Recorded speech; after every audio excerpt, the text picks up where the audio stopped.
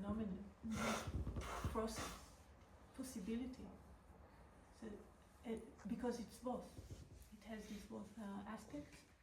And I just want to say in brackets that when we think about the pain that there is in this specific conflict, let us also remember the pain of the right-wing people and anyone else. There's so many, there are diverse issues, and a lot of times people tend to think about specific pain and not expand it.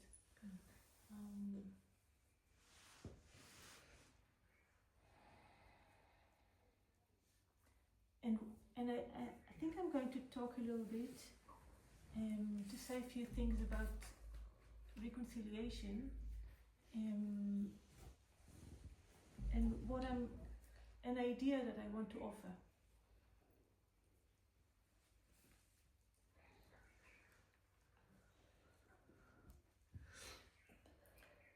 But first I want to say one thing from Joanna Macy. You know Joanna Macy? Mm-hmm. Yeah. No, not everybody does, I don't. I would say Joanna, I always like to say that she's a young and energetic activist. She's 94 years old, or 96 years old now. Wow. She's been an activist for 60 years. Joanna Macy. Yeah. She's American. She's a spiritual political leader, and has been doing a lot of work around the world, both as an activist and as a teacher. She brings Buddhism into activism and a lot of spirit. And I want to bring one of her ideas. And one beautiful thing about Joanna, that she is a very participatory. It's not her knowledge, it's always shared. It has been created within a group of people. And they talk about the transition that needs to happen from the economic?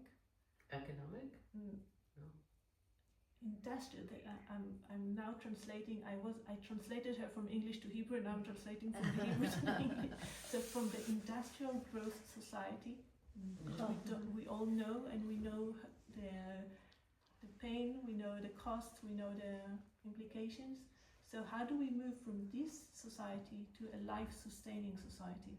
Oh wow! A society that sustains life for anyone, anything that lives within it. We're going so backwards in the United States right now. So backwards. It's so backwards.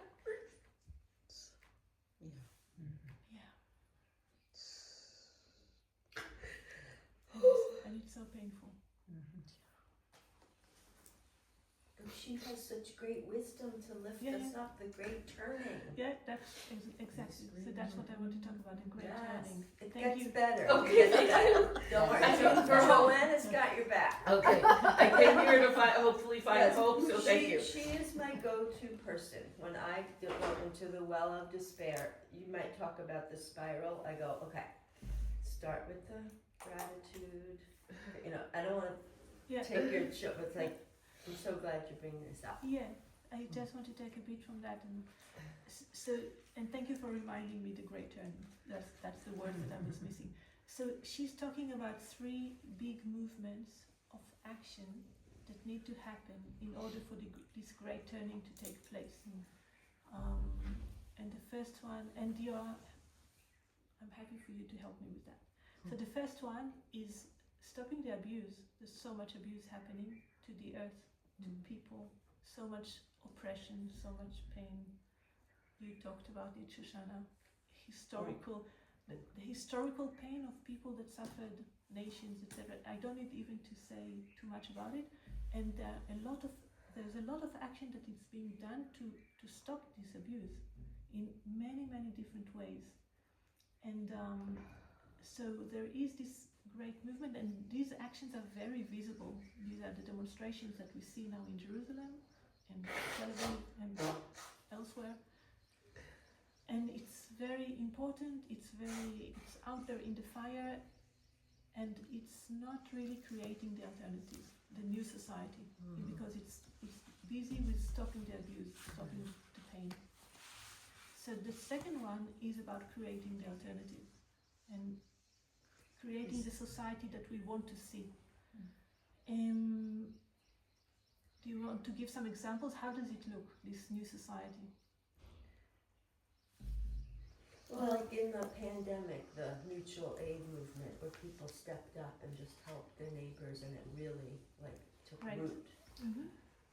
So we have and alternative medicine in general that is coming into the system, education, permaculture, alternative organic algae culture, taking care of the earth while we feed ourselves, taking care of each other. So there's a lot of examples of this wonderful work that is being done in all areas of life. I always like to think about myself as an activist, that I chose my mission, or my mission chose me, but I can do it with a happy heart, because I know that so many people do other things that are so important for me as well. And so we are a network of people that are doing this, a web of life, creating a web of life. But this web of life will not sustain itself if we don't do some work to change our consciousness. So if we don't change the way we think about things, if we don't change separation, we won't be able to sustain this new society, this new society and way of life that we are creating. And this is the third movement. So creating a new consciousness.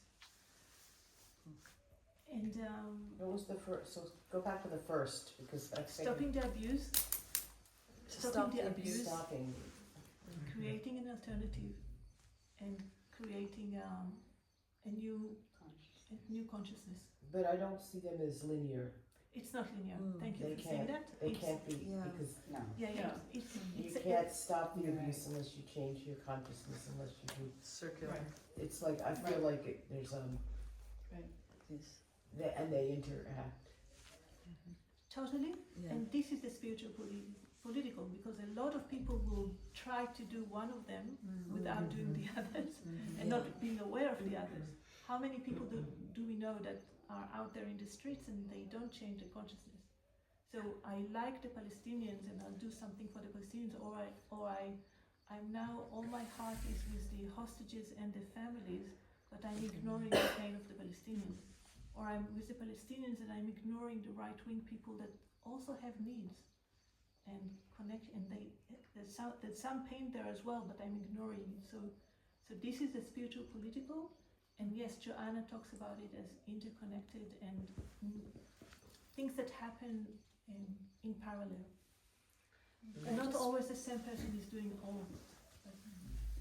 The thing about demonstrations here and also in America, we feel it even more, is, like in America, I don't go to the demonstrations because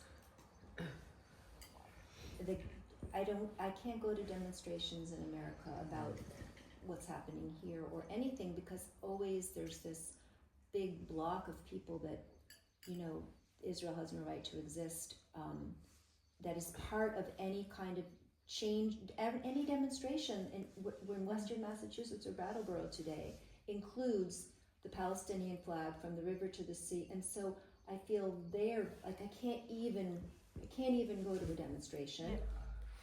And here I do go, but I feel also that it's against. It's not for, or it's for the hostages, but like you said, it's anger. There is anger, but there's just so much anger. So I'm going to stop you, because you helped me, you gave me the cue, and we don't have much time. So Well, we can go over. No. I think this is more important than whatever else we're doing. That's my. I'm sorry. So what I want to introduce now, I want to introduce what I call a reconciliation mindset, and before the reconciliation mindset, I want to introduce the conflict mindset, which we all know. I'm not going to. You're not going to hear anything new, but it's going to be maybe in a new order. So conflict mindset.